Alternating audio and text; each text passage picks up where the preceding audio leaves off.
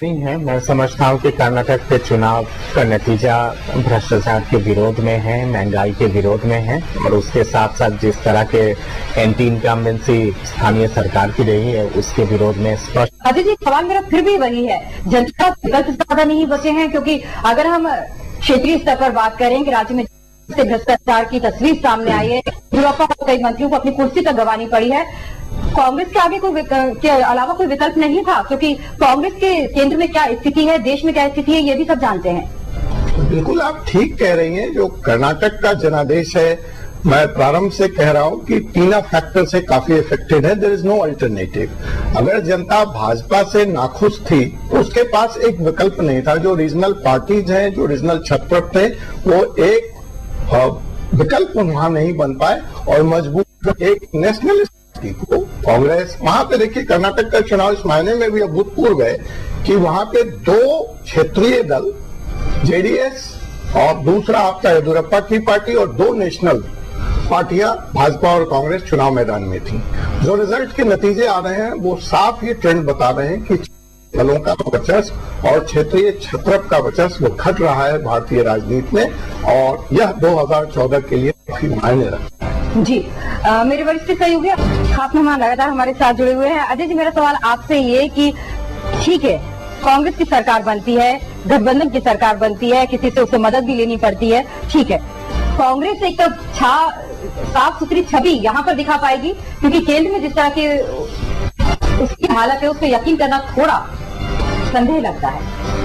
नहीं, आप बिल्कुल ठीक कह रही हैं। व्यक्तिगत तौर पे मेरा यह मानना है कि भारतीय राजनीति में करप्शन मुद्दा नहीं है। अगर करप्शन मुद्दा होता तो शायद कांग्रेस की सरकार यहाँ पे नहीं बन पाती, क्योंकि जो राज्य में भाजपा ने करप्शन या भ्रष्टाचार में जो उसकी संलिप्तता रही है उससे कम संलिप्तता केंद्र में कांग्रेस की नहीं है। और आज का जो दिन है, बुध सुपर वेडनेसडे अगर इसको कहा जाए, कि सिर्फ कर्नाटक की बात नहीं है, आज यह भी देखना है कि सुप्रीम कोर्ट कोलगेट स्कैम में कांग्रेस को और प्रधानमंत्री को एक क्या सख्त टिप्पणी करी है।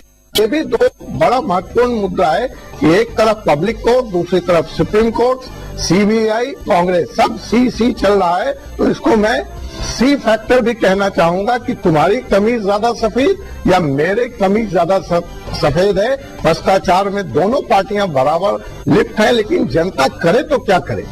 सवाल जनता के पास है कि उसके पास इन्हीं दोनों में से किसी एक को चुनना है। जैसा कि रिजल्ट बता रहे हैं कि रीजनल पार्टी कोई वहां पे विकल्प दे नहीं पाए।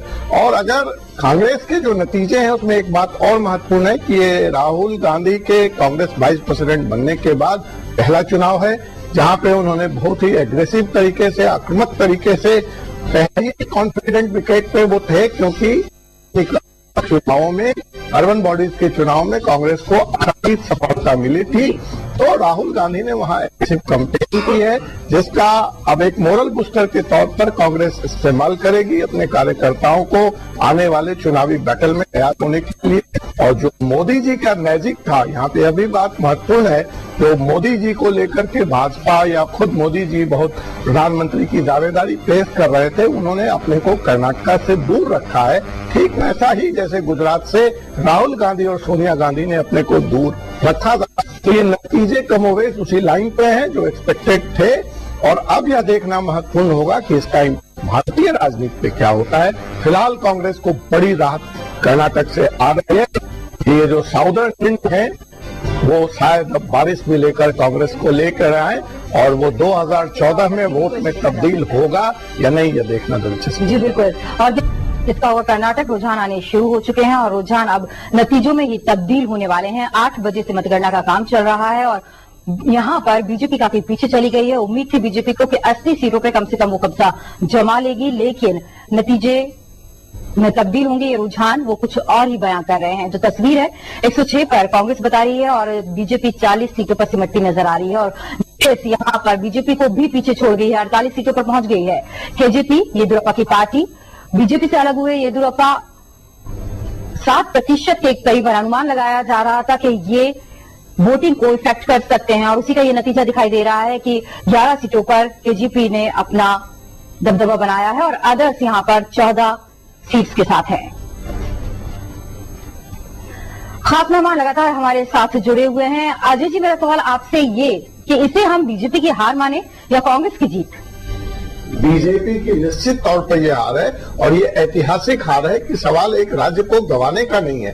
बीजेपी ने कर्नाटक के माध्यम से पहली बार दक्षिण भारत में अपनी पैठ बनाई थी, तो ये ऐतिहासिक अवसर है कि जब बीजेपी को साउथ इंडिया से अपना बोरिया बिस्तर बांध करके वापस नॉर्थ की तरफ आना पड़ेगा। और नॉर्थ की क्या स्थिति है वो आपको पहले मालूम है, चाहे वो बिहार हो चाहे वो उत्तर प्रदेश हो, बीजेपी वहां पे अब वो जनाधार नहीं रखती जिसके लिए कभी वो उत्तर प्रदेश में जाती थी। दूसरी महत्वपूर्ण बात है कि देखिए, कांग्रेस के लिए भी ये विक्ट्री कोई थंपिंग विक्ट्री नहीं है, ये एक सिंपल मेजोरिटी की तरफ बढ़ते हुए वो नजर आ रहे हैं। जबकि कर्नाटक एक ऐसा राज्य रहा है जो कांग्रेस स्ट्रॉन्ग होकर माना जाता था, चाहे इंदिरा गांधी हो चाहे सोनिया गांधी हो, सबसे सफेस्ट पेज कर्नाटक को थी, इसलिए वहां से जाके ये लोग चुनाव लड़ा करते थे। हाँ, ये अलग बात है कि एक दशक के बाद कांग्रेस पुनः कर्नाटक के सत्ता में वापसी कर रही है। जी दत्ता जी, जिस तरह से कांग्रेस कार्यकर्ताओं को आपने सुना, उनका ये कहना है कि राहुल फैक्टर यहाँ पर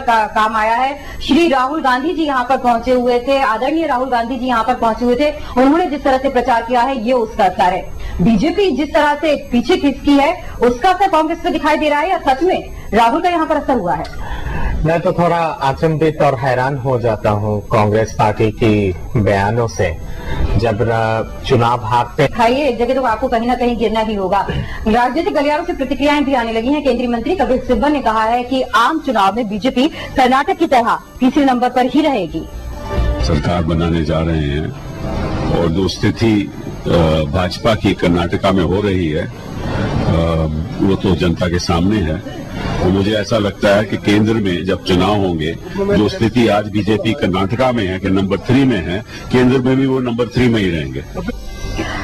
अखिलेश जी के पास चलते हैं। अखिलेश जी, सुना आपने, कपिल सिब्बल कह रहे हैं आम चुनाव में बीजेपी कर्नाटक की तरह तीसरे नंबर पर ही रहेगी। और राजनीति के जानकार तो ये भी मानते हैं कि कर्नाटक के चुनाव के नतीजों के बाद ये भी साफ हो जाएगा कि कब होने जा रहे हैं आम चुनाव। देखिए, चुनाव के जो भी है, चुनाव का तो एक अलग जो है उसकी रणनीति होती है, उसकी पॉलिसी होती है। लेकिन सबसे बड़ी चीज ये है कि कपिल सिब्बल साहब जो बोल रहे हैं, उनके इशारा की तरफ समझिए कि बीजेपी की स्थिति तीसरे नंबर पर होगी। जाहिर सी बात है कि वो एक नई कहानी दिखाते पड़ रहे हैं। एक सिंबॉलिक चीज बोल रहे हैं कि एक थर्ड फ्रंट या मोर्चा की एक तरह से वो इशारा कर रहे हैं कि बीजेपी तीसरे नंबर पर चली जाएगी। खैर एनीवे, वो तो मैंने चुनाव के जो आगे के चुनाव में या लोकसभा चुनाव में जो भी होगा वो देखा जाएगा। लेकिन सबसे बड़ी चीज यहाँ पर है, देखिए कि हमारे साथी जो अजय जी बोल रहे थे कि जो कर्नाटक की जो स्थिति हुई है उसमें जेडीएस जो जिस तरह से दूसरे नंबर पर वहां पर पहुंची है, तो एक ओरिजिनल पार्टी वहां की क्षेत्रीय पार्टी है। और जिस तरह से क्षेत्रीय पार्टी एक लेकर वहां पर बीजेपी को जिस तरह से उसने एक नीचे किया है, बीजेपी को से आगे बढ़ गई है, वो तो एक बड़ा एक नई कहानी वहां पर दिख रही है। और सबसे बड़ी चीज ये है कि देखिए, येदियुरप्पा की पार्टी और बीजेपी को अगर जोड़ दिया जाए तो करीब 55-56 सीटों का रुझान ये दिखाई पड़ रहा है। जाहिर सी बात है कि येदियुरप्पा ने वहां पर बीजेपी को काफी डैमेज किया है और इस डैमेज का लाभ जो है कांग्रेस को वहां मिला है। और ये जो लाभ मिला है कांग्रेस को, देखिए सबसे बड़ी चुनौती कांग्रेस के सामने होगी आगामी लोकसभा चुनाव में भी। क्या कांग्रेस इसको मेंटेन कर पाएगी? यह एक बहुत बड़ा एक सवाल कांग्रेस के लिए आपस में ही ये जो है उनको इस पर रणनीति बनाने के लिए सोचना पड़ेगा उनको। जी बिल्कुल। उपेंद्र किया, उनको लगा कि हमारे जाने के बाद बीजेपी को फायदा नहीं होगा और बीजेपी हारेगी, नाम हमारा टूटेगा। ऐसा अगर उनका सोच रहा हो तो हमें लगा कि ये उनका सोच गलत था। उन्होंने अपने आप को अंडर किया। बीजेपी की क्या हालत होने वाली थी ये तो शायद एग्जिट पोल पहले ही बता चुका था। और उसके बाद जिस तरह से ठीक कह रही है,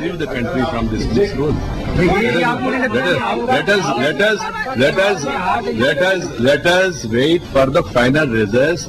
The party will give a comprehensive response. Even as an individual, I will also give a comprehensive response after the results. आपको नहीं लगता कि एक मजबूत आपका गढ़ था वो इन फाइटिंग की वजह से गंवाना पड़ा?